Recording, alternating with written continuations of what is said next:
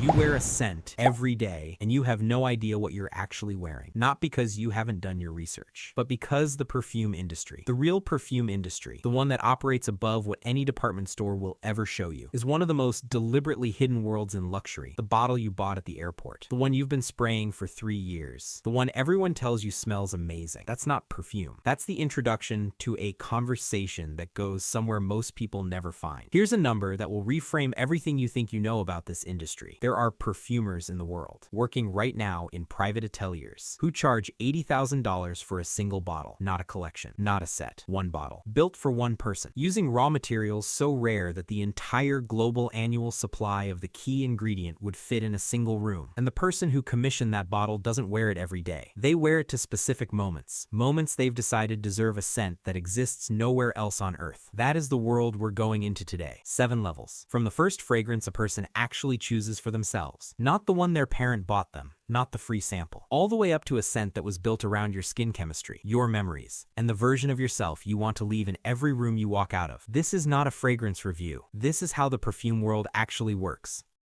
Level 1. The first real choice. $20, $80. Every journey into fragrance begins with a moment of actual decision. Not the body wash your parents bought. Not the free cologne sample stuffed into a magazine. The first time you walked into a store, smelled something, felt something, and thought, that's mine. For most people, that moment happens somewhere between Zara and Bath and Body Works. And there is absolutely nothing wrong with that. Zara's fragrance line, which most people don't know is formulated by some of the same houses that supply major luxury brands, produces genuinely wearable, well-constructed scents at $25 a bottle. The duplication economy in perfumery is real. A $25 Zara fragrance can share significant DNA with a $300 designer release because both were built by the same fragrance house, just at different material budgets. At level 1, you're also looking at body sprays with actual longevity. Adidas, Nivea, certain drugstore lines that have been quietly reformulated into something worth wearing. You're learning what you like. Do you reach for something fresh and clean? Something woody? Something that smells like the inside of a library or the outside of a forest after rain. The vocabulary of fragrance. Top notes, heart notes, base notes, the dry down. All of it starts here. And the person who takes that vocabulary seriously at level 1 is the person who ends up somewhere very interesting at level 5 and above. What level 1 teaches you that nothing else can. Your nose is personal. 2 people can spray the same fragrance and smell completely different things because of skin chemistry, diet, even stress levels. That discovery, that fragrance is not a product but a conversation between a formula and a body, is what pulls people deeper into this world than almost any other luxury category.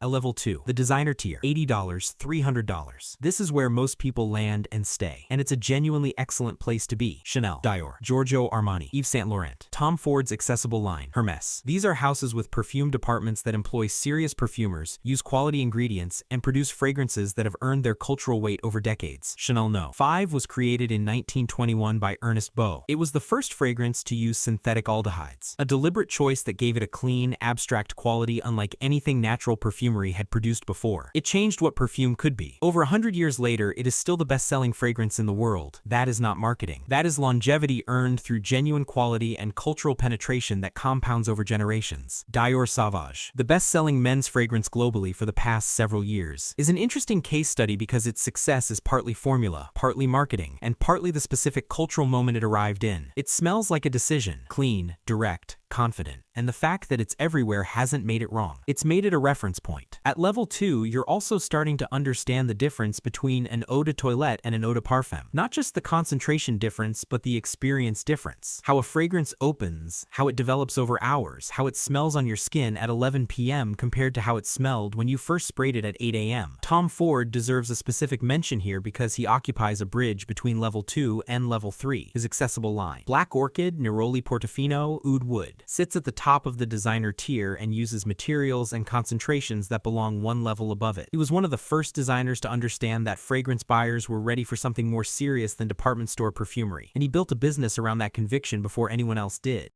At level 3, niche perfumery, $300, $800. This is where the casual buyer stops and the fragrance person begins. Niche perfumery, the world of independent and semi-independent houses that operate outside the mainstream distribution system, is the most intellectually serious tier of the consumer fragrance market. These are brands built around a creative vision rather than a commercial brief. They don't ask what will sell, they ask what is worth making. Creed is the anchor name of this tier. Founded in London in 1760, originally as a tailoring house, which almost no one knows, Creed has been making fragrances fragrance for over 2 centuries. Aventus, their most famous release, launched in 2010 and became the most discussed fragrance on the internet within a few years. Not because of advertising, because people kept telling each other about it. The smoky, fruity, woody structure of Aventus, and the obsessive conversation around batch variation, around which production runs smell different and why, turned fragrance discussion into something that looked more like wine collecting than shopping. Maison Margiela's replica line approaches fragrance from a completely different angle. Each scent is a memory. Beach walk by the fireplace jazz club, not abstract luxury, specific emotional territory. The line proved that niche perfumery didn't have to be serious and austere. It could be warm and personal and immediately accessible to people who'd never considered fragrance beyond department store counters. Byredo, Diptyque, Frederic Malle, Le Labo. These are houses whose names don't appear in airport duty-free shops. You find them in specific places, through specific people. And the discovery feels like it matters in a way that buying a bestseller never quite does. At level 3, the ingredient conversation begins in earnest. You start to understand what oud actually smells like. Not the synthetic approximation in designer releases, but the real material, dark and complex and animalic and worth more by weight than most precious metals. You start learning what cistus and ambergris and orris root are, and why their presence in a formula changes the entire experience of wearing a fragrance.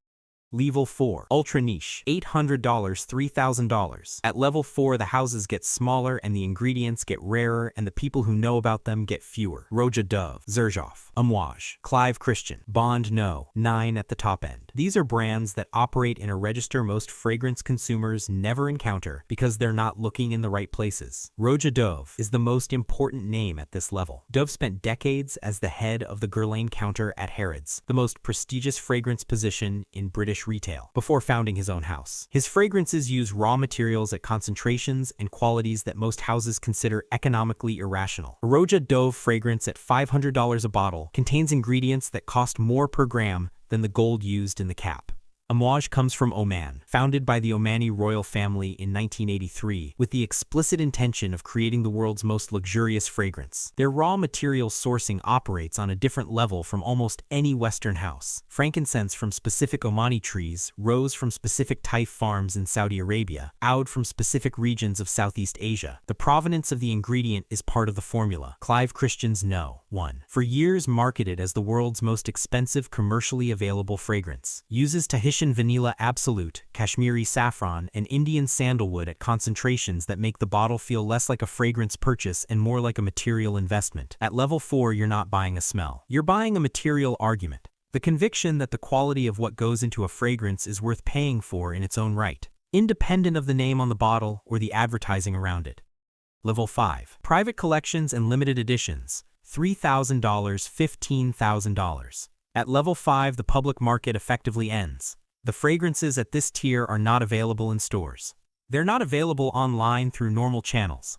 They exist in quantities of sometimes 50 to 200 bottles globally, released to specific clients of specific houses through relationships that predate any public announcement. Guerlain's private collection, Chanel's less exclusives at their most restricted releases, Clive Christian's Crown collection. These are fragrances made with ingredients so rare and labor-intensive that the economics of mass production are simply irrelevant. The house makes them because they can, and because a specific client base exists that understands what they're buying and is willing to pay for it. The ingredient conversations at level 5 are entirely different from anything below. Aged oud. Oud resin that has been developing in the wood for 50 years or more. Costs thousands of dollars per gram. Orris butter, extracted from iris roots that must be aged for 3 years after harvest before processing, is one of the most expensive natural materials in perfumery. Ambergris. Produced naturally by sperm whales, found floating in oceans, collected rather than farmed, carries a price that varies with availability and can reach tens of thousands of dollars per kilogram. A fragrance at level the 5th of may contain several of these materials simultaneously. The formula is not a blend of synthetic approximations. It is a construction of the actual things, in concentrations that make the bottle feel less like a consumer product and more like a liquid archive of the rarest natural materials on Earth. Level 6. House Exclusives. $15,000, $50,000. Level 6 is not a shelf, it's a room. One that requires an introduction to enter. The major luxury houses. LVMH, Ricamont, the independents who've survived on genuine quality. All maintain private fragrance programs that never appear in any public communication. These are fragrances created for the inner circle of the house's most significant clients. They are presented privately. They are never advertised.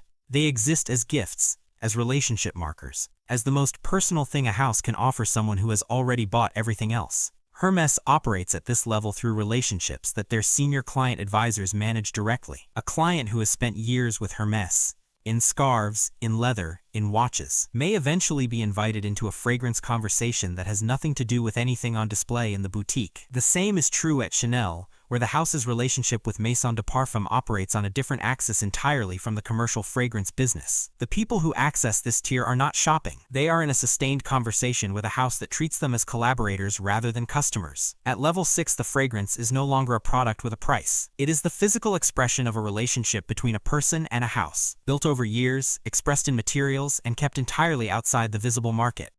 Level 7. The bespoke commission. No price, no bottle number, no record. Level 7 begins with a different kind of question. Not what do you want to smell like, but who are you? The perfumers who work at this level. And there are perhaps 30 to 50 people in the world who do this at the highest standard. Spend weeks, sometimes months, in conversation with a client before a single formula is attempted. They ask about memory, about place, about the specific emotional register the client wants to occupy when they walk into a room, about the version of themselves that the scent should carry forward. Francis Kirkjian, before he became the creative director of Maison Margiela while operating his own private commission practice, worked at this level. Clients came not for a fragrance but for a collaboration. The result was a formula that existed nowhere else, built on ingredients chosen specifically for the chemistry of one person's skin, structured around experiences and associations that belong to that person alone. The raw materials at level 7 are in a separate category from everything below. Natural oud from trees that no longer exist in the quantities that produce the material the perfumer is working with. Rose absolute from a single farm, single harvest of a single year. Materials that the perfumer has been accumulating and storing for decades against commissions that might eventually be worthy of them. The process takes months. A first attempt at the formula, skin testing, modification, more testing, more modification, until the formula and the person are indistinguishable from each other in the way that a portrait is indistinguishable from its subject. Not because it looks like them, but because it captures something true about them that a photograph never could. The final bottle, often a single bottle, sometimes 3, is delivered without fanfare. No press, no photograph, no record in any public database. The formula is sealed and held by the perfumer under confidentiality. If the client wants more in 10 years, they return. If they don't, the formula exists only in the perfumer's private archive, and on the skin of the one person it was built for. At level 7, fragrance stops being about smell. It becomes about singularity. The proof that one person's specific existence, their chemistry, their history, their way of moving through the world, was considered important enough to be expressed in the oldest and most intimate sensory language that exists. No other luxury object gets this close. A car stays outside. A watch stays on the wrist. A fragrance enters every room before you do and stays in it after you've gone. That is what level 7 is actually selling. What perfume actually represents. The fragrance industry does something that no other luxury category does quite as completely. It sells time, not in a metaphorical sense, in a direct, neurological sense. The olfactory system is the only sense that connects directly to the brain's memory and emotion centers without passing through the analytical filter first. A smell bypasses the part of your brain that evaluates and judges and arrives directly at the part that remembers and feels, which means a fragrance is not experienced in the present tense. It is experienced simultaneously in every moment it has ever been connected to. The first time you smelled it, the person you were with, the room you were in, the version of yourself that existed then. This is why people hold on to bottles long after they're empty. Why the smell of a specific fragrance on someone else's coat can stop you completely on a street in a city you've never been to. Why the perfumers who work at level 7 ask about memory before they ask about preference. They understand that they are not making something to be smelled. They are making something to be remembered. And at every level of this world, from the $25 Zara bottle to the $80,000 private commission, that is what people are actually reaching for when they spray something on their wrist and hold it up to their face and wait. Not a product, a feeling. Theirs alone, made from air and time and whatever the best hands in the world could build to carry it. Call TO a item. If this opened something up for you, a curiosity about a world you've been walking past without seeing, subscribe to Scale Brief. Every week is a different world. Every breakdown goes somewhere the surface doesn't. Drop a comment below. Which level are you at right now? And what's the one fragrance from any level that changed how you thought about scent? The next video is whatever this community asks for. Private jets, super yachts, bespoke tailoring, mansions. Drop it below. See you in the next one.